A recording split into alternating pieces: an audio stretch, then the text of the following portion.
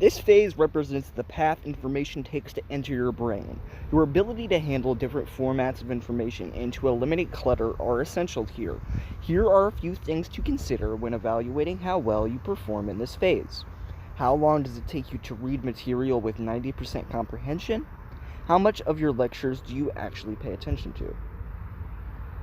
In all cases, your ability to handle a medium of information forms the first filter which can enhance or destroy your learning efforts. Any information lost here is gone forever. No amount of holistic learning techniques can make up for a failure to acquire the important ideas. When acquiring new information, you have three major goals: simplicity, volume, and speed.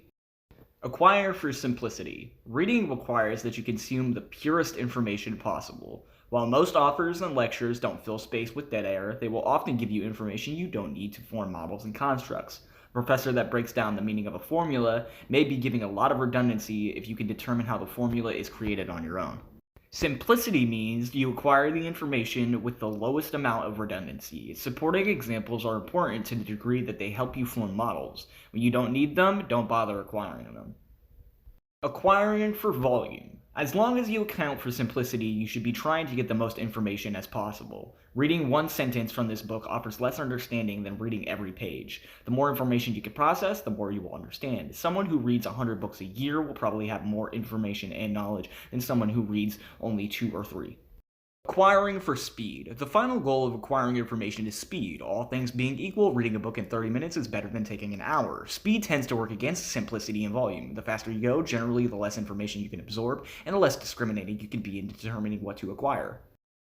The acquire phase can be enhanced by adopting better reading and listening methods. Even at this early stage, most people have significant room for improvements. I'll discuss some of these methods in part 2 of this book. Input is nothing without comprehension. If you don't understand the surface of what a book is trying to say, the chances of remembering it for an exam or applying it in real life are almost non-existent. Most people intuitively feel the understand phase. The information makes sense even if it still isn't firmly rooted in your brain. The holistic learning sequence could be seen as taking 3 layers, each expanding the degree of understanding. The understand phase forms the first layer, followed by explore, and finally apply. Each provides more depth to the information you come across. With the understand phase, you are getting at the surface of information. As an example, say you were learning a new mathematical formula. You know the basics of what the symbols in the formula stand for and possible problems that could be solved using this formula. If you repeat the formula enough times, you might even remember it. Learning by rote is learning with only the understand phase. The understand phase is where most people stop and smart people go beyond. Simply reaching this phase shows that you have linked the information enough so you understand the context. The formula isn't just random squiggles and letters. Unfortunately, it isn't much more. You might not be able to determine how the formula is derived, how it relates to other formulas, or how it can be applied to problems outside of what you've been taught. Despite the limitations of stopping at this phase, it is the most critical. Unless you can acquire and understand the surface of information, you have no chance of building depth. Exploration is really the start of holistic learning. With your basic understanding that covers the surface of information, you now try to link that information to other concepts. Here you would start using models to simplify and expand your constructs. You would also broaden your understanding of not only how the information is derived, but what it is related to. A holistic learner would take the formula I mentioned in the last phase and explore it. Where does it come from? What do the different components of the formula represent? What elements of the formula can be altered? And how does that change results? What other formulas are similar to this in function or form? Answering these questions may take a bit of time if you aren't used to them, but once you make these methods a habit, exploration will naturally take over. Understanding won't be enough because curiosity will drive you to connect it to new material. There are 3 ways you can explore ideas: depth, lateral, and vertical exploration. Information comes from somewhere. Where does a formula come from? How was its discovery made? Why are things the way that they are? Depth exploration requires that you create links into information. Instead of just understanding a formula, you understand its proof. You understand why the proof was developed and by whom. Now, through depth exploration, your formula becomes supported underneath a foundation of other linked ideas. The disadvantage with depth exploration is that it usually requires additional research. Some classes will provide some depth, but rarely the amount necessary to explore an idea. Depth exploration is probably the best method to lock an idea in place, but also the most time consuming. Information doesn't stand alone. What formulas are similar to this one in function or design? What other discoveries were made at the same time by the same person or in the same field? What other facts surround this one? Lateral exploration requires that you create links around information. Usually this means that you take models and link information between them, relating one event that occurred in ancient Greece with another event that took place in China. Lateral exploration requires less research than depth exploration, but more creativity. It requires that you see connections that might not be present initially. Your professors might not show you all the possible similarities and comparisons one formula has to another. Information follows patterns, and those patterns can be found in other information. Can I compare this formula to a natural event, like water flowing or driving a car? How does this discovery relate to a completely different historical event? How is this idea similar to completely different ideas? Vertical exploration is the most difficult, but also the most creative way to learn. But if used properly, it can be done with greater speed than the background research required in depth exploration. Vertical exploration is the biggest subject of the techniques in this book, as methods such as metaphor and visualization work well within vertical exploration. Vertical exploration involves building those highways between constructs. This benefits your creative thinking and can give you amazing powers to understand information. All of these three methods are equally valid. The techniques in this book can apply to any of the different types of exploration. The key is to practice and recognize what type of linking you are trying to create. Are you trying to build a foundation beneath an idea, link an idea around similar ideas, or create highways that bridge your idea and completely different ones? Learning is not error-free. The problem with interlinking is that a wrong connection can create false understandings. This happens when you believe you understand an idea, but the relationship it is based on is faulty. Let's say you create a link between how corporations improve with the process of evolution.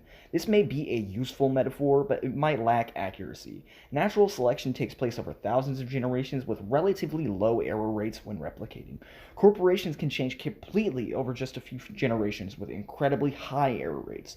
Unless you understand the places the metaphor doesn't apply, you might make reasoning errors. Debugging can be seen as the pruning back of the holistic web, adding exceptions and breaking connections that don't exist in reality. This isn't a perfect process, but it is necessary to seek information that will clean up the desire to find patterns. Debugging can take many forms, from reading books from authors that oppose your point of view and can point out errors in your reasoning, to testing your information in the world and seeing where it doesn't apply. I mentioned earlier in the book how I understood what a subspace was by using a model which combined a 3D background and a red grid. Unfortunately, this is only one form of a subspace. There are many others, and the grid analogy might lead to incorrect conclusions. Debugging would help fix this glitch. The only way to debug is to practice. You can cut down on practicing time if you form a solid foundation in the first 3 steps. For more suggestions on debugging, read the section on model debugging.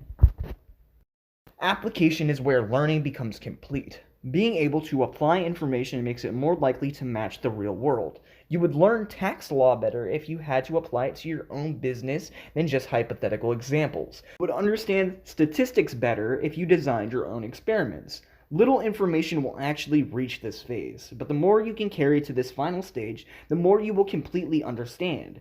Application is part practice and part creativity as you take theories and force them onto the real world. A certain amount of all information is subconscious. That subconscious portion might not be developed if you fail to apply. Someone who has read a library of business books may understand concepts, but someone who has run a business can feel them. Finding creative ways you can apply what you learn to your own life is the final step of holistic learning. Each one of these 5 phases needs to be accompanied by testing. As you go through the techniques in the latter half of this ebook, you will be trying out ways of learning that might dramatically differ from your current methods. Whenever you try new methods, information might get lost or absorbed differently. Testing allows you to track what your weaknesses are so improvements can be made. Testing should determine what level of understanding you have for any idea. Here are the questions you need to ask yourself when testing. Acquire test. Have I seen and listened to this idea before? Understand test. Do I get at a surface level what this idea means? Explore test. Do I understand where this idea comes from, what is related to, and what outside ideas can be connected to it? Debug test. Have I removed inappropriate links between this idea and others? And the apply test. Have I used this in my practical life? Answering no to any of these points should give a clear level of what your understanding is with this particular idea. You might have heard the information, understood it at a basic level, and connected it with some other ideas, but failed to search through and delete false connections. Therefore, your level of understanding is just beyond exploration. Testing isn't a complicated process, but it requires a lot of self-awareness. Read over the description of the 5 phases again as you go through the techniques. That way you can understand better where you sit with new ideas that you encounter. All of this talk about holistic learning theory may sound a bit overwhelming. Just how am I supposed to vertically explore, create models, and build constructs? At this point, you may want to flip to part 2 of the book. That section covers the techniques which are built on this theory. The sequence of holistic learning isn't really a sequence at all. Instead, it is a cycle that constantly jumps between steps. Understanding information goes back to acquiring and then on to exploration and application before debugging. Try to avoid seeing these steps as linear, but as part of an ongoing cycle to create understandings.